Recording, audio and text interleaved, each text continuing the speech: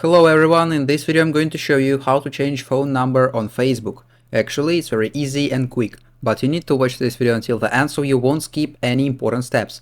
So first of all, if you want to change your phone number or add some new phone number, first of all you need to open your Facebook application, and then at the bottom right you need to click on the menu icon. And then at the top right you need to click on the settings button. After that, in this interface, you need to click on the See More in Account Center button, and after that you will see all your information about your Facebook and Instagram. After that you need to scroll down, and then in Account Settings section you need to click on the Personal Details button. Then you will see all your info, for example, your mobile phone, your birthday.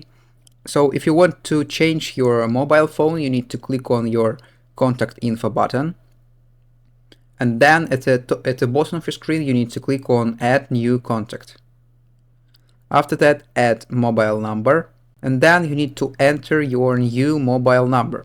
So after that, after entering your number, you will receive a message with a code to confirm your mobile number. So you need to enter this code, and after that your mobile number will be added. So after that you can go back to this page, then click on the contact info button again, then you can click on your old phone number, and then if you want you can delete your old number.